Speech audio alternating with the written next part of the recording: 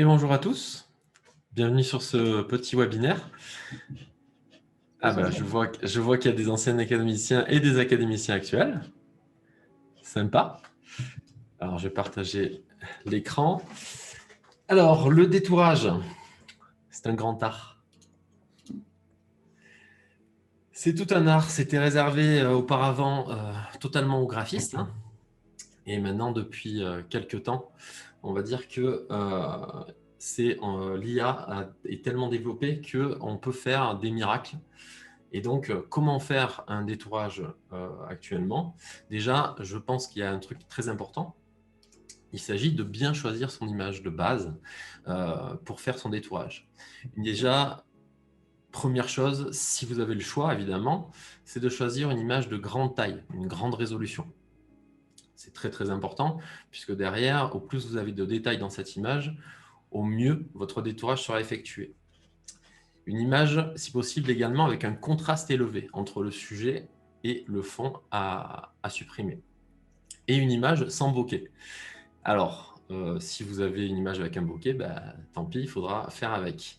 Le bokeh, pour ceux qui ne savent pas, en fait, c'est le flou artistique d'arrière-plan.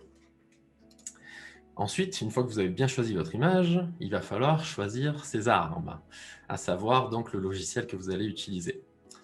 Photoshop reste le choix du professionnel. Par contre, inconvénient, c'est qu'il est payant et donc avec abonnement actuellement. D'ailleurs, ça devient de plus en plus accessible comparé à avant où il fallait acheter la licence.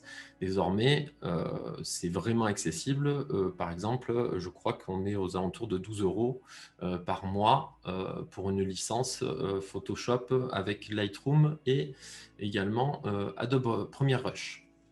Photopea également, qui est donc le Photoshop clone, qui est totalement gratuit, que vous retrouvez donc à l'adresse photopea.com. Et donc là, vous avez vraiment un clone de Photoshop avec des fonctions limitées tout de même.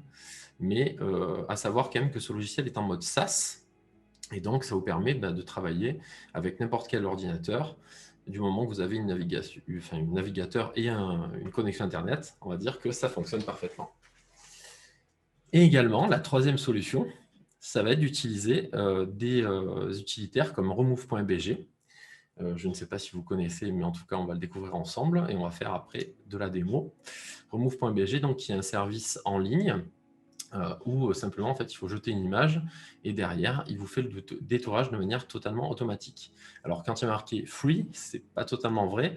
Si vous voulez faire un export en Full HD, il faudra passer sur une licence payante et je crois que c'est des forfaits par image. Donc, on va faire un petit peu le test de tout ça et on va passer tout de suite à la partie démo.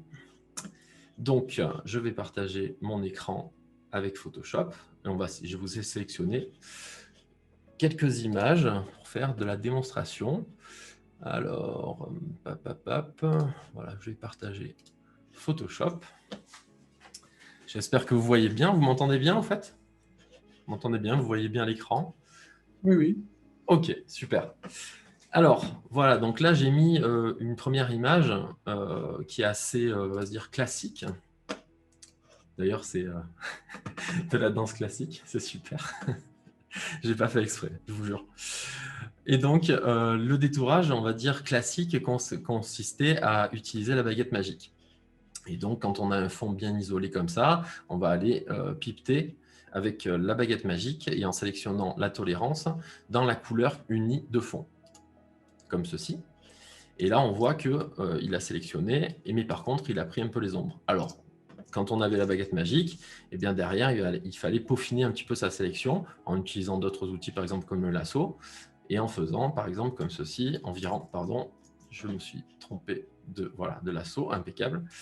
Donc voilà, et on virait les parties qui nous gênaient. Alors, je ne vais pas faire ça de manière parfaite, mais après, ça demande un peu d'huile de coude. Et une fois qu'on avait sélectionné donc ceci, après, on a appliqué, par exemple, un masque de fusion inversé pour avoir notre détourage. Et ensuite, on allait peaufiner ici sur notre masque de fusion avec un pinceau pour faire réapparaître la couleur où on avait supprimé des détails. Pour bien visualiser quand on fait un détourage, on applique toujours généralement un calque de fond et on va aller jeter une couleur unie, ce qui nous permet de voir, de visionner en fait où on a des défauts dans notre détourage. Donc là, première démo à la baguette magique. OK, donc ça, on va dire que c'était la première façon de détourer assez rapidement. On va maintenant passer, je vais revenir en arrière, voilà, on va voir avec l'outil de sélection rapide. Ça, c'est le deuxième outil. Alors, ces deux outils-là, l'outil baguette magique et sélection rapide, vous les retrouvez sur Photopea également. Sélection rapide, donc c'est un outil qui est apparu après la baguette magique, hein, dans les versions de Photoshop. Et ça consistait donc voilà, à sélectionner rapidement, comme ceci, notre sujet. Voilà. Et pareil, tac, on appliquait un masque de fusion derrière. Et on voit que le détourage s'est fait encore plus rapidement. Et en plus, encore mieux d'ailleurs. OK, donc là, c'était deuxième version de l'outil qui a amélioré donc la sélection et le détourage d'un objet. Et ensuite est apparue la commande « Sélectionner un sujet ». Et là, on fait appel totalement à l'IA de Photoshop. On va tester. Et là, vous voyez que, miracle, il fait ça de manière encore mieux. Donc, alors là, j'ai un petit bug d'écran. C'est pas grave. Donc, je vais peut-être rebasculer sur... Je vais arrêter de partager et je vais rebasculer sur le truc principal. Voilà. C'est un petit bug de zoom. Ça arrive. On va rebasculer dessus. Tac. OK. Donc, voilà. Alors, après, j'ai sélectionné d'autres images pour utiliser la commande « Sélectionner un sujet ». On va tester ensemble. Donc là, une image qui est un peu plus délicate à sélectionner puisque vous avez du blanc sur la chaussure et du blanc de fond. Et on va voir, on va tester encore ensemble, sélectionner un sujet, savoir comment ça se comporte. Et pareil, appliquer un masque de fusion pour voir le résultat. On peut encore tester avec un calque de fond avec une couleur unie et on voit qu'il se débrouille plutôt bien. Donc là, on est dans moins de 5 minutes en détourage. En fait, on est en quelques secondes. Alors, je vais virer la commande de zoom ici. Voilà. On va continuer sur un autre exemple. Et là, par contre, quand on va cliquer sur sélectionner un sujet, on va voir qu'il est un peu moins bon. Et là, il va falloir rattraper. OK, donc je ne vais pas le faire, mais simplement appliquer masque de fusion pour voir ce que ça donne. Et effectivement, là, c'est un peu un crash. Donc là, quand on est dans ce cas de figure, on est dans la mouise.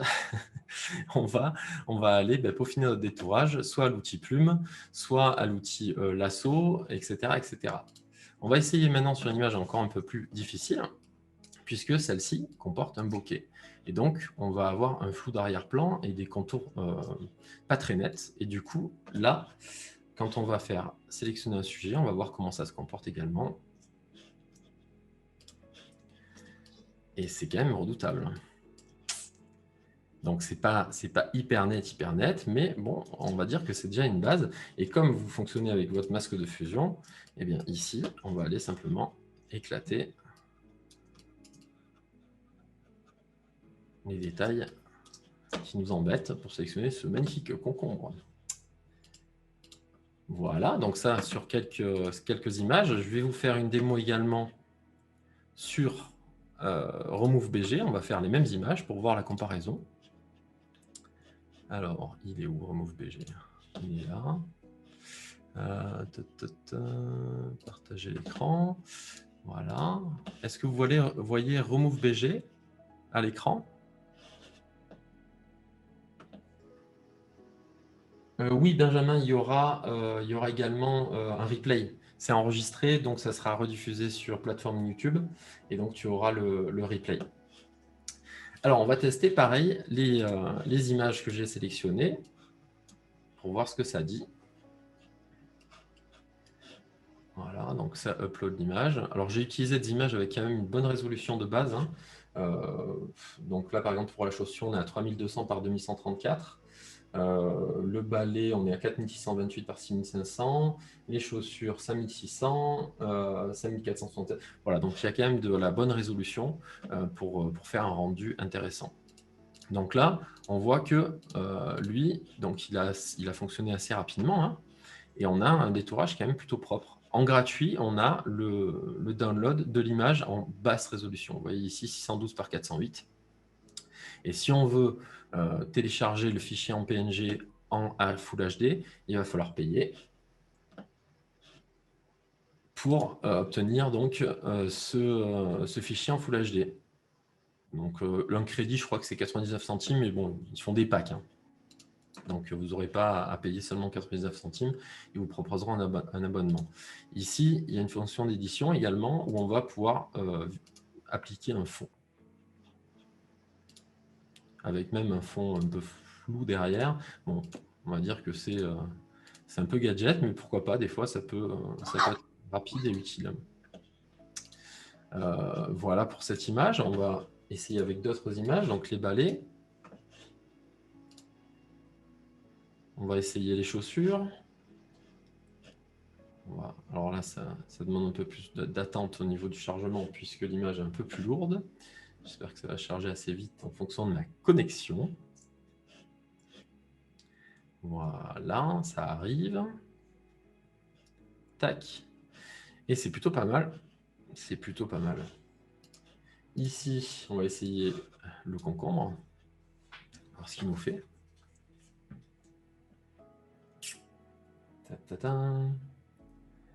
Allez, allez. Charge, charge, petit. Mais sachant que si vous faites ça avec des images qui sont basse résolution, bah, ça va faire un travail dégueulasse. Et donc, ça ne sera pas exploitable. Visez toujours la qualité, c'est hyper important pour un détourage. Surtout après, si vous faites de l'incrustation, il faut que ce soit vraiment net. Et là, on voit un travail plutôt bien fait par l'IA, avec des contours bien lissés. Et derrière, ce sera exploitable. Et il a même fait la sélection des autres tranches de concombre. Donc, pour dire, c'est pas mal. Maintenant, on va essayer sur les chaussures, que Photoshop d'ailleurs a eu du mal tout à l'heure à bien détourer les chaussures parce que le contraste entre les chaussures et le fond, c'est un petit peu difficile à voir. Eh bien, on va voir ce qu'il va nous faire. Et ensuite, je vais faire une dernière image également avec un contour assez flou, avec un personnage, avec des cheveux, etc. Donc, un détourage plutôt complexe à faire normalement. Donc là, on voit qu'il a fait un travail plutôt sympa. Par contre, à noter que quand vous utilisez donc remove.bg, il n'y a pas possibilité de revenir en arrière lorsque vous faites un download, puisque lui, il fait un export direct en PNG. Du coup, si vous voulez rattraper des détails comme je le faisais tout à l'heure sur Photoshop avec mon masque de fusion, eh bien, il n'y a pas possibilité de revenir en arrière. Donc là, c'est vraiment laisser le libre arbitre à l'IA et on va dire fonctionner comme ça. Excuse-moi, Fabien. Oui, oui. Il me semble que c'est bien remove.bg que moi j'utilise aussi, que tu m'avais montré pendant la formation. Et moi, j'ai le souvenir d'avoir déjà retravaillé avec des plus, des moins. Ouais, dans l'édition. Dans l'édition, dans le logiciel. Oui, voilà. Enfin, c'est possible après derrière de retoucher un peu quand même. Oui, oui, oui. Mais après, c'est pas hyper fluide non plus Ah oui, c'est sûr, mais bon, il y a quand même la possibilité d'avoir la main, quoi. Ouais. Et après, justement, pour avoir la main un peu plus, il y a la fonction en fait de télécharger le Tools en API avec, en fait, il y a un plugin Photoshop qui existe. Du coup, on peut récupérer la fonction de remove.bg sur Photoshop en plugin. Donc, ça peut être plutôt sympa. Donc ça, et également, donc, je voulais faire le dernier test, c'était le portrait un peu plus complexe, où là, par contre, avec les cheveux, du coup, sur un truc comme ça, on va dire qu'on va pouvoir effectivement, comme tu dis Elsa, éditer l'image pour, par exemple, peaufiner au niveau des lacets, au milieu, etc. Mais avec difficulté parce que c'est quand même pas hyper précis. Maintenant, sur une image comme ça, là, ça va être encore plus difficile hein, quand on va rentrer dans l'édition pour les cheveux. ça va être hyper dur. Alors, j'ai utilisé l'image, j'ai téléchargé l'image en HD de remove.bg que j'ai comparé avec Photoshop. Je vais vous montrer ça de suite. Alors, partager l'écran, Photoshop, tac, partager l'écran. Et là, on est ici. Voilà, donc ça, c'est fait directement en export Full HD parce que quand vous créez un compte sur remove.bg, vous avez une possibilité d'exporter une image. Vous avez un crédit gratuit. Alors après, libre à vous de faire 800 comptes si vous avez 800 images à détourer pour utiliser que les crédits gratuits. Mais bon, voilà. Donc là, le résultat de remove.bg au niveau des cheveux, etc. Et également, j'ai comparé avec une image détourée avec sélectionner un sujet depuis Photoshop. Et sélectionner un sujet avec Photoshop, ça a donné ça. La même image en display avec un fond uni derrière. Donc là, remove.bg. C'est pas mal, mais pour moi, là, du coup, ça ne sera pas exploitable. Photoshop sur fond uni, là, ça devient exploitable. Et derrière, donc, nouvelle image, donc un nouveau fond avec remove.bg et un nouveau fond avec l'image issue de Photoshop en sélectionnant un sujet. Donc, on voit quand même que sur certaines images, il y a des points forts sur Photoshop. Par contre, comme les chaussures tout à l'heure, là, celle-ci, finalement, l'IA de remove.bg a été plus forte que l'IA de Photoshop. Donc, à voir, peut-être à mixer avec ces deux logiciels, ces deux solutions, pour arriver à un rendu de qualité. Voilà. Donc, pour le détourage rapide, est-ce que là, j'en viens aux questions? Parce que, bon, on n'est pas là pour faire du détourage de ouf en ligne. Après, est-ce qu'il y a des questions auxquelles je peux répondre par rapport à un détourage?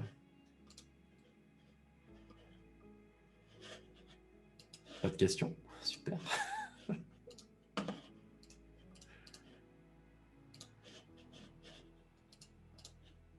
Eh bien, ce silence en dit long. Ok. Bon, après, c'était tutoriel découverte, hein, enfin, webinaire découverte. En cadeau, alors pour ceux qui ont suivi le webinaire, alors hors académiciens, puisque les académiciens, ils ont, quoique peut-être Elsa, tu n'auras pas les liens, mais justement, depuis cette présentation, je vais vous partager le lien des tutos images que je développe sur la chaîne YouTube. Donc, il y en aura de plus en plus. Là, actuellement, il n'y en a pas 12 000, mais il y a quelques tutoriels que j'ai faits, que Reda a dû suivre déjà, d'ailleurs. Et pour aller plus loin, je vous invite évidemment à vous abonner à la chaîne YouTube, puisque je vous informe que les prochains webinaires seront directement diffusés sur YouTube, en fait. Donc, en s'abonnant, vous aurez la notification des webinaires directement, sans passer par l'inscription forcément. Et donc, vous aurez tous les webinaires et vous suivrez de très près les actualités de l'Académie. Voilà, je vous laisse sur tout ceci. Et puis, je vous remercie d'avoir suivi ce tutoriel avec moi. J'espère que ça a été sympathique. Et puis voilà, bonne fin de matinée. Merci. Fabien, je disais, moi le lien de tes tutos images, Oui. on le retrouve. Alors, normalement, le support sera envoyé. Ah oui. Mais si tu veux, attends, je vais te l'envoyer direct comme ceci. Tac. Je l'envoie dans le chat. Comme ça, vous l'avez en avant-première. Nickel. Voilà. Merci beaucoup. À bientôt. Prochain webinaire. Ciao, ciao tout le monde. Ciao.